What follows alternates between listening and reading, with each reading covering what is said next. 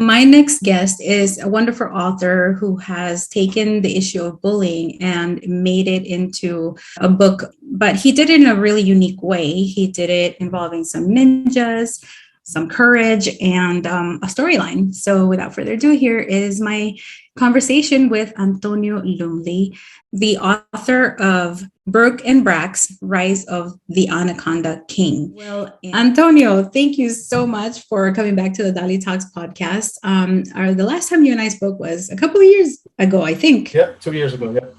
Wow, that flew by quick. Went by fast. Yeah. Thank you for having me, though. Of course. And you've been doing amazing things with Brooke and Brax. And so you have new stuff out. So let's talk. Well, first of all, let's introduce you to our public. Tell them a little bit about who you are and what you do. Okay. My name is Antonio Lumley. I'm an author and also the owner of Ecstatic Books. We have two books that are out currently right now. The first one came back out when you interviewed me. That was Brooke and Brack's Undercover Ninjas. Now we did part 2 of the series, Brooke and Brack's Rise of the Anaconda King. And so the second time we had to do it bigger and better. So both books are for kids ages 7 to 12, boys and girls. And, you know, where we're at with Ecstatic Books is everyone is all inclusive. Pride ourselves on having lots of diversity and send out a good message and positivity for the kids. Mm-hmm. I love that. And I remember when I first, I read the first one, we discussed that. And I loved the idea that you shared at the time. I was like, all right. And I've been waiting. waiting. Yeah. I'm sorry. Yeah, it's been a long time, but we're finally so. Yeah. So let's talk a little bit more about the book. Like, what inspired the book to begin with? The thing that inspired me with the whole series were my kids and also one of my kids' friends. And they were in the martial arts, and I wanted to do something different because I've been in construction for almost 30 years now. So I wanted to do something different. And I just thought, what if I wrote a children's book? But what would it be about? You know, it was the most random, like my son, the most random thing anybody has ever done, you know, to do what I do and then to write a children's book. It was kind of crazy, but we did it. So they were in the dojo one day, and they were kind of messing around, and they were like maybe 10 years old at the time. And I thought to myself, and then the sensei, you know, he corrected them, of course, stop goofing off and stuff like that. And I thought about it. What if I came up with these funny characters that were around 12 years old that looked different and that were best friends? And then I thought about the storyline. All right, they got bullied. Okay, well, now I bring the martial arts in. So now they can defend themselves. And then they can also stick up for others. So that's how it originally began. And then from there, I just started just playing with it and just taking my imagination, trying to take the reader's imagination to a different place. I think I did that with book 2. Mm-hmm. That's really, I'm glad that you mentioned that, you know, you're in construction, so you don't have a background in writing or anything like that. You weren't a professor or anything like that. Because most people think, oh, this person's an author, they must have a background in communications and literature or something like that. But you're proof that you don't have to have that background in order to just allow your creativity to get out and be on print, you know, and share it with the world. So that's really amazing. And I love that. Thank you for sharing that. Absolutely. So what specifically made you decide I'm going to write about bullying? I think it went hand in hand with my storyline, you know, 2 kids, martial arts.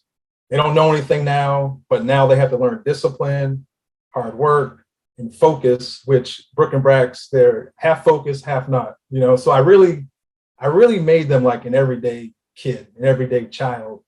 But then, you know, they gained superpowers and that they earned and they weren't given. That's a big message too that we talk about is, you know, you got to put that work, you got to put that time in if you want results.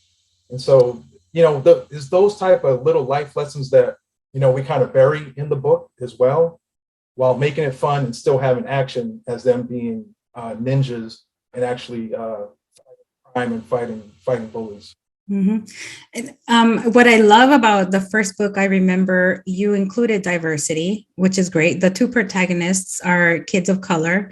And I love that because statistically, children's books are always, for the most part, white kids. And when the protagonists are animals, usually they're male. And that's something that you changed in this book, in the newest Yes. one, which I love, because I remember discussing that's like, hey, we got to get the girls in there too. Yes, yes, ma'am. I remember Yeah. that very distinctly.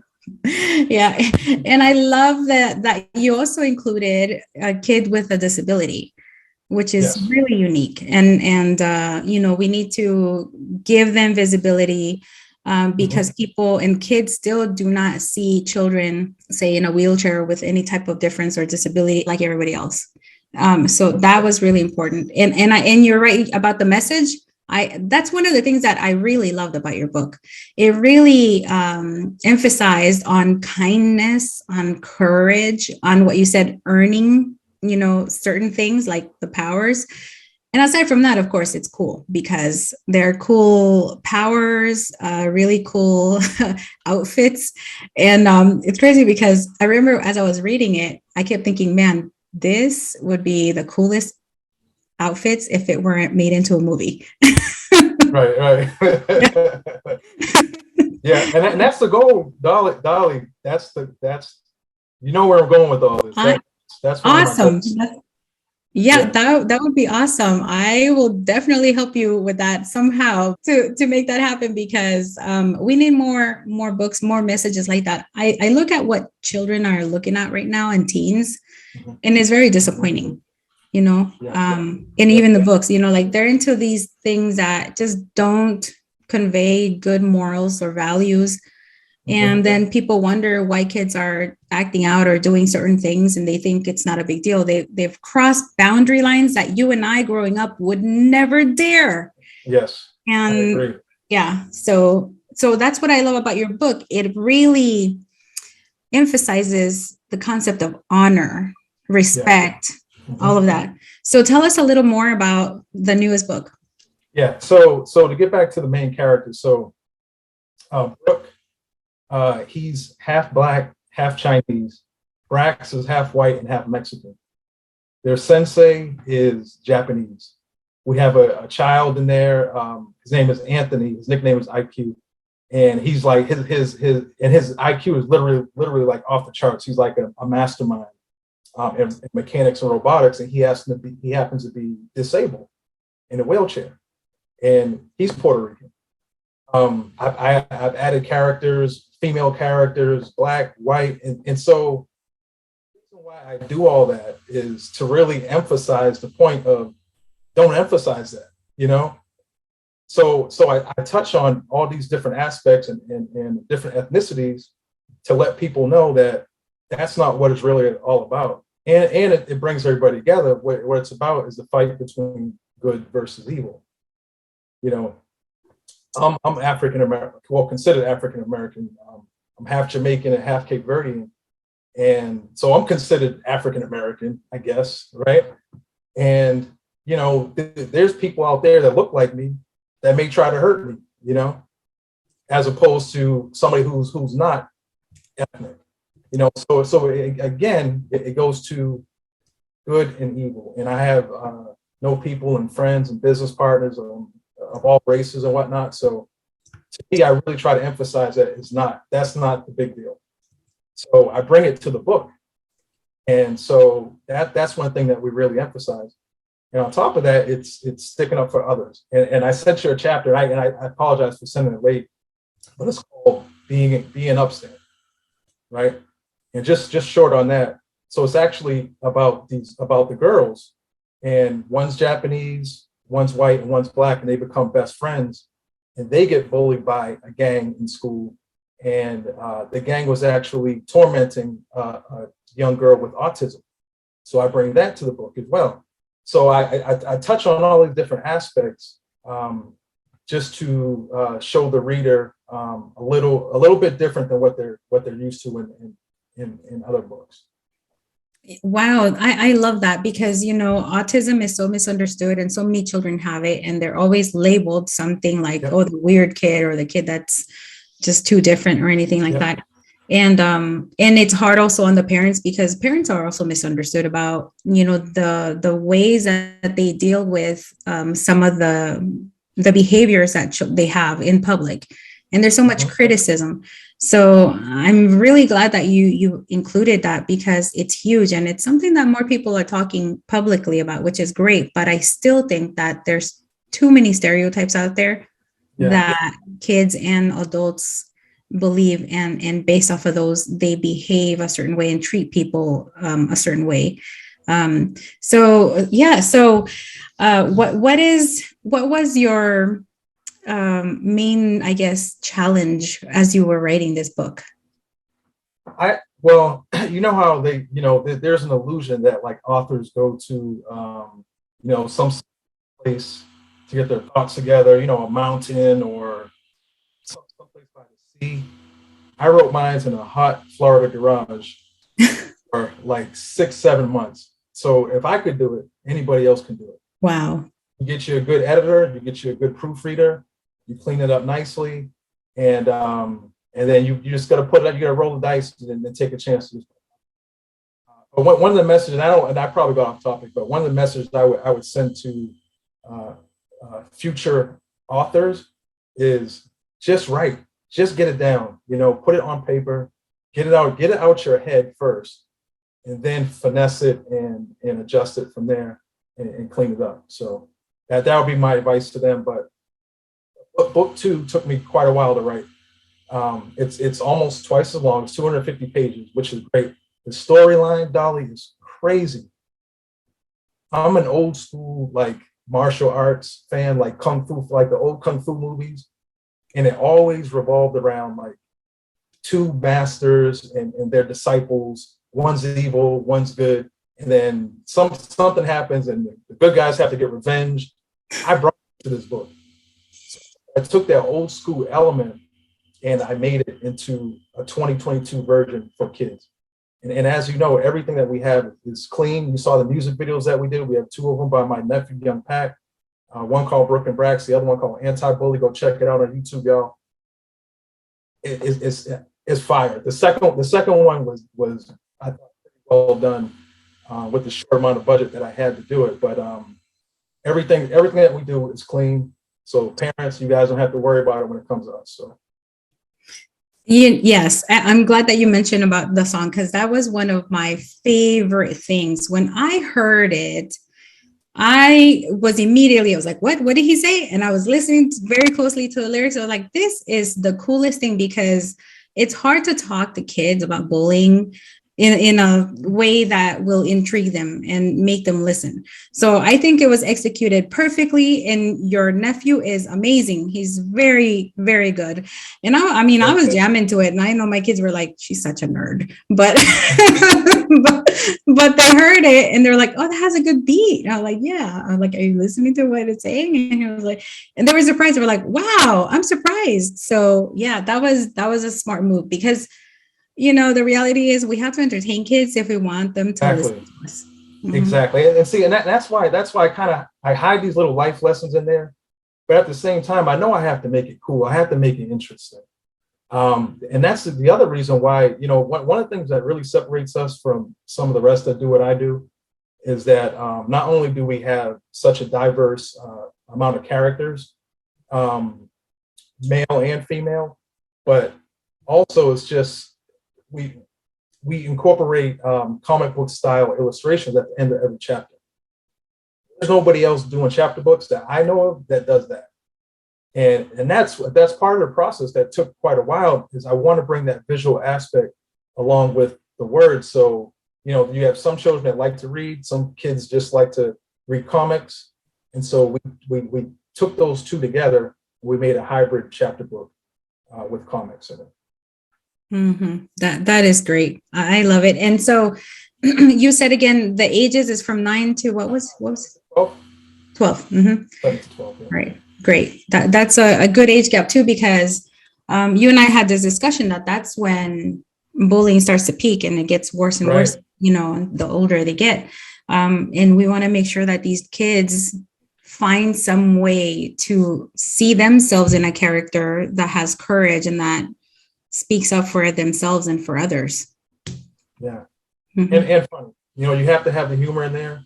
Yeah. And those two are crazy.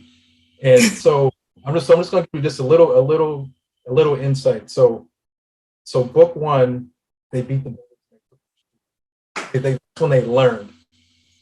Book two, they're really high on themselves as far as overconfidence. They really feeling themselves. They think, they don't have to train as hard. And they learn very quickly because they had to learn a lesson that there's other kids, in this case, ninjas that are stronger than you, that are older than you, that are bigger than you, tougher than you, and also a little bit of evil, right? So they had to learn how to adjust. And so that's another life lessons too, is, make sure I have a chapter, it's a pivotal chapter called Humble Pie. Okay. And that's when they learn their lesson. And the next chapter is called Recovery. And the one after that is called Redemption. So once you get broken down, you get, you experience that humble pie, then you need to reflect on it. And then you need to go do something about it. Right. I put that in the book as well. That's great. I feel like this book, it's going to make kids think, which is something that they really need to do, because they don't, they see bullying all the time, and they kind of have that mentality of like, well, it's not happening to me, so none of my business. Right. And that's the other thing I love about your book, that, Broken Bracks, they had seen it, and then they stepped in, and then it happened to them. And of course they had to advocate for themselves and defend themselves. And we just need to emphasize that you have to be an upstander, not just for yourself, but for others.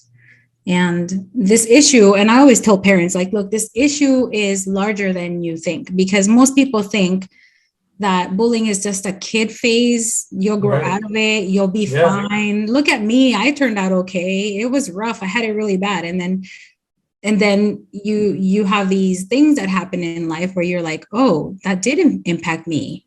And I'm still dealing with that. And that's why I have those insecurities. And that's why I did this or that or whatever, and you got to think too, that the kids who are hurting other kids grow up to be the adults that sometimes even employ people and are terrible bosses. Absolutely. Yeah. Absolutely. Yeah. Oh, yeah.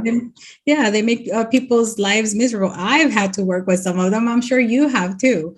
So when we think of bullying and how to solve this problem, I tell parents, like, please just make it entertaining. And that's why I read your book, and I was like, yes, let me know when you have the next one out, because I have my list of books that I recommend to parents, and hopefully they will go out and buy your book. And speaking of that, where can people get your book?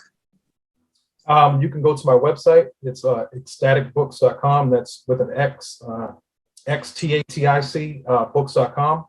You can also go to Amazon, put Broken Bracks in Amazon, and also Barnes and Noble. And those are the best places to find it. Yeah. And also I want to mention that you put out announcements on your Instagram too. And that. Yeah. I have all my social media contacts on my website. So you can, it's really a one-stop shop. Yeah. Anything else that you want us to know about your book? I would just say, if you parents, summer is still here for most. My kids are back in school now, unfortunately for them. But there's still time for summer reading. Go out and get the Broken Bracks series, Undercover Ninjas. Follow up with Rise of the Anaconda King. Go to YouTube, check out we started doing some animation. We have some music videos there. The Anaconda King, this guy is ruthless. You guys don't want to miss how book 2 ends. And I think the parents, I think the kids would love it. And I would definitely appreciate the support. Yeah, there we go. And yeah, I always urge you listeners to please support our local authors. That they do such amazing work. And I feel like sometimes they're not highlighted because they're not working with those big, huge publication companies that have the millions of dollars to get the word out there. So it's up to us to support our local authors, and even if this book is not something that you're interested, tell others about it and tell your library about it. I always tell them that because I didn't know for the longest time that if there's a book out there and the library doesn't have it, when you go request it, they are almost obligated to order it for you because the public is not asking for it. So I always tell parents, like, go and ask for the book. Yeah, please do. Yeah. But of course, purchasing is what really helps as well. Yeah, it does help. Yeah. Certainly. Yeah. Any last words? Anything more you would like to share? My last words is go check us out. Please support. We definitely appreciate it. We're a small business, minority owned, so any support will be wonderful. And one day, Brooke and Branch will be on a big screen or a cartoon series, because these characters are built for that. So yeah, if anyone's interested and want to collaborate, just give me a holler. There you go. Thank you so much. And I hope that it does become a film, whether it's animation or, like with real people. And I look forward to it because I know it's amazing and the quality is great. And I love your work. Thank you so much for contributing. Thank you, Donna. I appreciate it. All right. Well, I guess until the next time, right? The third book. Well, let's see how book 2 goes, and then yeah, I'm sure it's gonna. See how that goes first. Yeah. All right, Antonio. Thank you so much. Thank you so much, Dolly. I appreciate it. Love everything you're doing over there. Thank you. I hope that you really enjoyed that conversation. If your kids are into comic books, please introduce this book. Just suggest it. I mean, the holidays are coming, and that would be, you never know if your kid's gonna love the book. So just support Antonio and his project. I think it's very important for kids to know more, to learn more about bullying, and to see the representation of others standing up and being allies. And as always, if you like this conversation, please rate this podcast. Go ahead and leave us a review, and you'll hear from me next week. Okay, until next time.